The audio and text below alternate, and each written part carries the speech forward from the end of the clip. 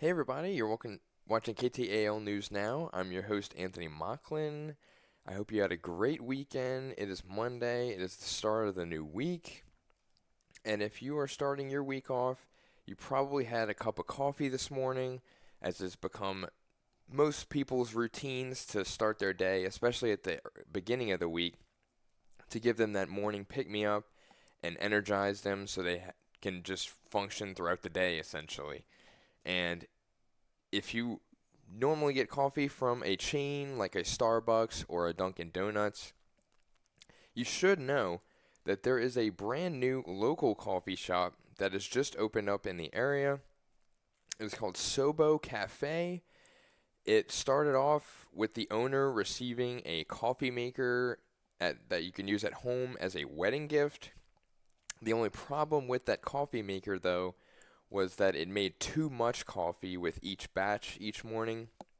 So the owner started to bring the extra coffee and coffee cups to her work, where her coworkers would try it and they would drink it and they'd be like, this actually is a really good cup of coffee. So she decided to take that and run with it. She started off pretty small at like some of the local farmers markets around the area, in what was known as, at the time, was called SOBO Cold Brew, and she took that to farmers markets starting in around 2022, almost around 3 years ago.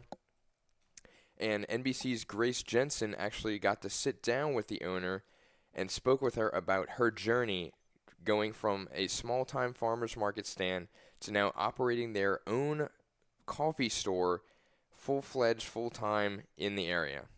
What started out as a wedding registry gift soon turned into a business for owners Leslie and Taylor Sally. Taylor and I got married in 2020, and someone gave us a cold brew maker for our house, and it just made too much coffee. So then I started passing it out at work, and that's basically how we got started with coffee. From a stand at the Bossier Farmers Market to a skeleton-themed storefront in the Pierre Bossier Mall to now having a standalone location, SOBO Cafe is making their mark on the community. Located off Kingston Road, they offer a wide variety of beverages, food and baked goods, and a small business corner where local businesses can sell their products to cafe customers. Being a new business, doing it on your own, it's scary, but it'll be worth it in the end. And so that's where I'm just really excited for the future. The cafe also has what they call the latte room, a multi-purpose space that can be rented for smaller gatherings like meetings, birthday parties, or bridal showers. It's really great. We're really excited with the space that we have.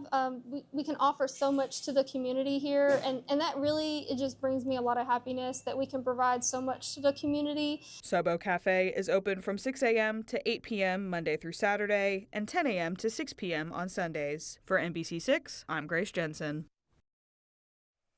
And that was really awesome to see. It's so cool to see them essentially start at the lowest level with just taking a random idea that they had after the coffee maker they had just so happened to make so much extra coffee. I mean, they didn't know what to do with it, so they thought maybe we can turn this into a business one day. And after, as you can see in the package, that they started off with just a small-time farmers market stand, and then they moved to the Pierre Bossier Mall and it took over the old All-American Cookies store, and people still wanted cookies despite the fact that they were no longer there. So that's when they sort of incorporated other baked goods into coffee rather than just being a coffee store. And being at the farmers market, especially the ones around here, I personally love going to them. I'm always a sucker for just homemade goods. I mean, they have everything you can think of that's all homemade, from jewelry to honey, cheese, salsas, like anything you can think of, that candles.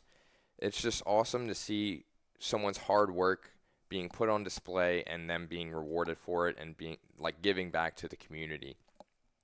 I personally am a sucker for homemade salsas, especially spicy ones that still have that taste. Like, it's not all spice and nothing nice. It still has that flavorful aspect of it, and it's not just hot for the sake of it. I remember one of the other farmers markets that I went to around here, they had a guy who pretty much was growing peppers in his backyard.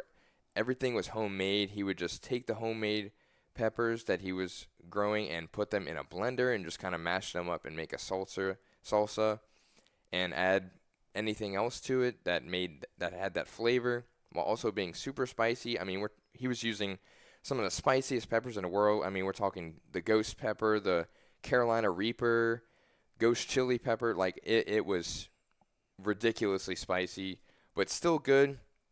And I'm always up for a challenge when it comes to spicy foods like that. I remember I did the Hot Ones Challenge, which is very popular on YouTube, where they'll have guests come in and try different hot sauces based on their Scoville units, which is the unit of measurement whenever it comes to the hotness of something or the spiciness of it. For example, a jalapeno is only a couple hundred or a couple thousand, I can't remember. And then the hottest they get to is in like the millions of Scoville units. So it is ridiculously hot. And then they proceed to answer interview questions while they're eating and suffering through the spiciness of it all. And I actually got to do that. I mean, they make like the at-home hot wings challenges that you can purchase at just normal grocery stores and you can try for yourself. And I volunteered. I was up for the challenge, like I said. And that was definitely the spiciest thing that I've ever eaten. It was to a point where I couldn't even speak. Like, it was ridiculously hot. Like, each breath that I took, every word that came out of my mouth, like, it was painful. It was pretty painful. I had a glass of milk readily available to bail me out. But it was a great time. I don't regret doing it because, like I said, I was game for it, and it was a lot of fun. And it was awesome to see a coffee shop like that start at that level of the farmers market. And another thing that started out small but is now a huge thing in the area is The Twin, which is a film that is made of 90 to 95% people from Shreveport. Like, the cast and crew is made almost entirely of people that are from here, which is really awesome. They had their red carpet debut at the Strand Theater last Thursday. I was lucky enough to go to the premiere and hear from the actors and the crew members. But the film itself, the premise of it is it's about a father who is grieving the loss of his son, and that in turn starts to strain his marriage with his wife. And as a result, he goes through a very tough time, a very dark time. He deals with all sorts of mental health problems and mental illnesses, specifically schizophrenia, where he starts seeing visions of what's known as a fetch, which is based in Irish folklore. It is essentially a spiritual doppelganger or twin in this scenario, where if you see it or have a vision of it, it's usually an omen for a person's imminent death. And that's all it is. It's a very simple idea, but the director, J.C. Doler, said he took that and ran with it and made it into a full-length feature film. And this is not something that is like, the movie isn't all about this. It is essentially used to prop up the main message of the film, which deals with mental health awareness, specifically regarding schizophrenia and mental illnesses, and seeking out that help so you can get better and move past it and just start to have a better life, because mental health is so important. It can make or break your mood, your day-to-day, just how you go about things. If you feel yourself developing into this routine where you're just going through the motions and you're just miserable, it's just not a good way to live. So it's important that you seek the help that you need and just work to have a better life and just get better every single day. But the cast and crew were present at the red carpet premiere, and we got to hear from them about the message of the story and just their journey throughout making this film. The Strand Theater in downtown Shreveport hosted a red carpet premiere of The Twin, a film created by local filmmakers and shot right here in Shreveport. The cast and crew talked about their favorite parts of making the film. Making just meeting new people, getting to see myself on TV, and having support and stuff from my friends and my family. I felt excited. I felt very excited for this. I was like, this is going to be one of my biggest movies ever. I would do this forever, my whole entire life. Logan Donovan, who plays both Nicholas and the evil version of himself, says approaching the role was terrifying at first. We were lucky to have some years between when we were starting to work on the script together and when we finally shot it. So I think I had 3 years with the script. So I really was able to slowly get the character and the story into my bones. It was a very collaborative process. The Twin was originally a short film called The Hangman that debuted at the Louisiana Film Prize in 2016 before being developed into a full-length feature film. It's just a dream come true to be able to do this and to have people show up for what is for me like the most expensive vanity project in the world, right? And so I'm like, the fact that people even showed up and they're here working hard for me, it just felt like a dream come true. We did it, we got there, which so many people have not been able to do, and so I just felt really thankful and grateful. And the film itself was really, really good. It's available now on wherever you get your streaming or available to rent or buy on apps like Amazon, Apple TV, Fandango, wherever you can buy or rent movies is available now. I saw recently that it was among the top 20 on Apple TV's charts, which is really crazy to see, especially from a local film here. It's awesome to see them get that recognition, especially with J.C. Doler, the director. It's his first feature film, and he had previously done so many different shorts, so it's awesome to see his hard work paying off, especially with the film starting out as a short at the Film Prize in 2016, and now it is a full-length movie. Like I said, it is available to rent or buy now.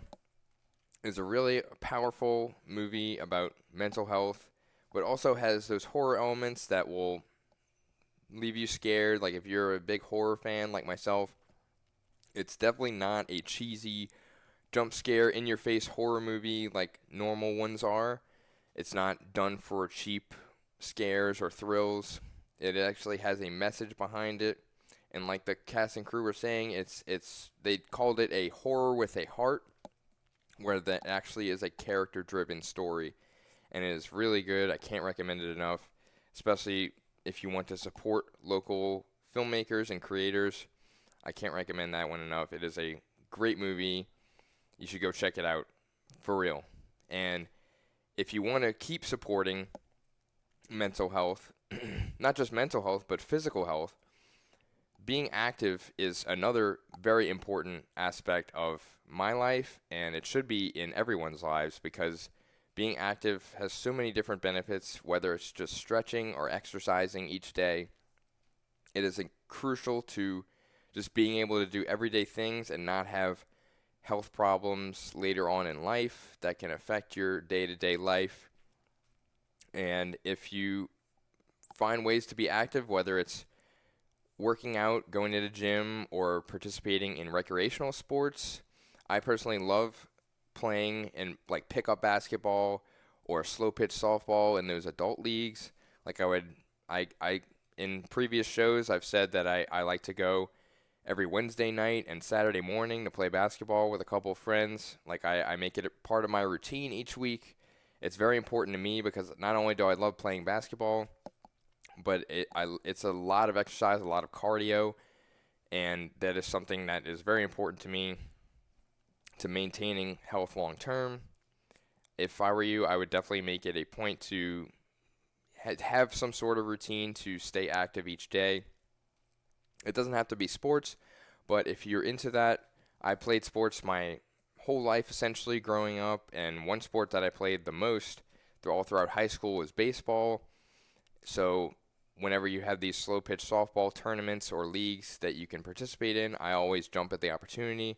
I would always play with my dad's friends in like their men's club league back home in New Orleans, and it was a lot of fun. That was some of my fondest memories, playing sports and just being active, because not only is it a sport where, you know, it's fun, it's really, really fun. That was like my favorite part about it, was the fact that it was so carefree. Like, you don't have to go out there and hit 80 home runs or have a million base hits. Like, it's all about having fun. Like, you just go out there and just have the time of your life. And most of those are for fun or are part of these, like, organized leagues. But some of them are go to a good cause. Like, they have these fundraisers for them. And one of them is actually here in Shreveport, where the Sickle Cell Softball Tournament fundraiser was held this past weekend at Cargill Park. It was their 47th annual year. It's crazy that they've been doing this for this long. They had a great turnout. There were over 80 teams there playing, and they raised a lot of money for sickle cell or people living with sickle cell. And it was great to see. NBC's Lynn Vance actually caught the sights and sounds from the tournament. Take a look. We having a great time out here. Having a great time and raising money for the Sickle Cell Disease Association of America at the 47th Annual Sickle Cell Softball Tournament. Well, a lot of people walk around with sickle cell trait and don't know they have it. The tournament and community support means a lot to people like Kayla Ann, who has sickle cell disease. When I was born, I'm literally the only person in my whole family that has sickle cell. When I was born, that's when my mother found out.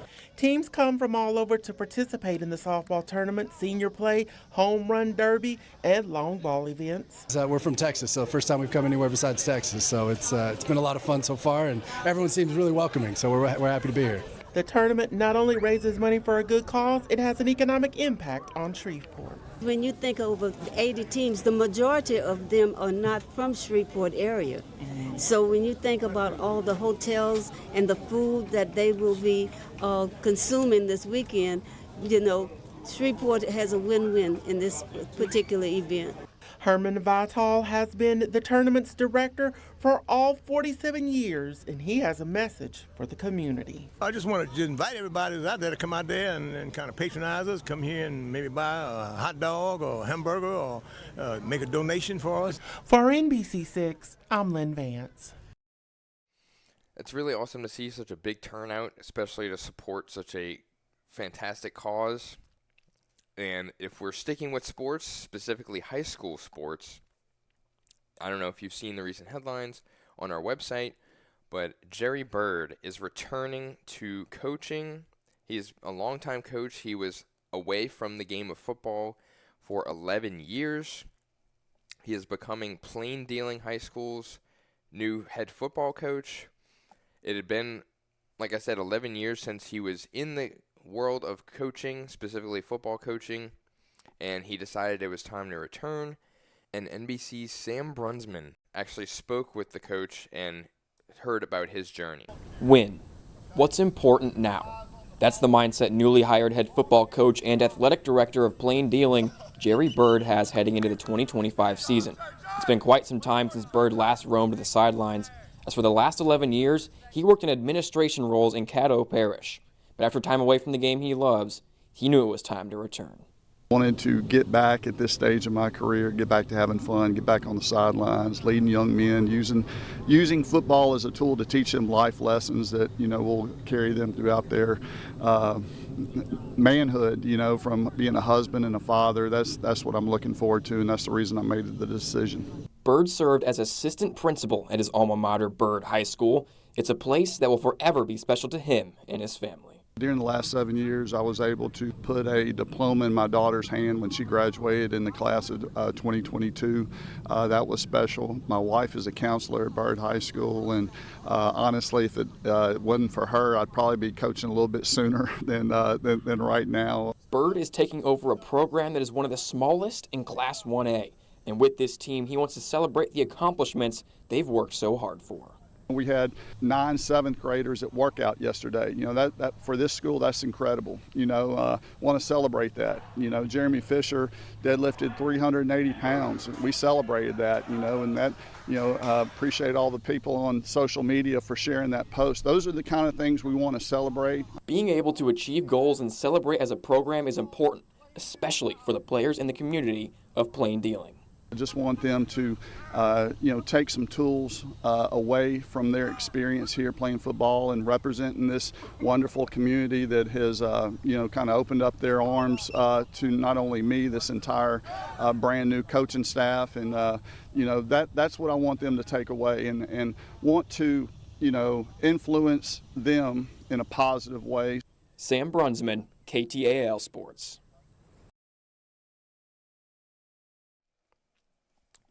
And that's all I have for today on today's weekend recap. Be sure to stick with us tomorrow for this week's edition of Tech Tuesday, as well as our other shows later this week. You can catch us on KTAL News Now every Monday through Friday at 1 p.m. But for now, I'm Anthony Mocklin, and thank you for joining us.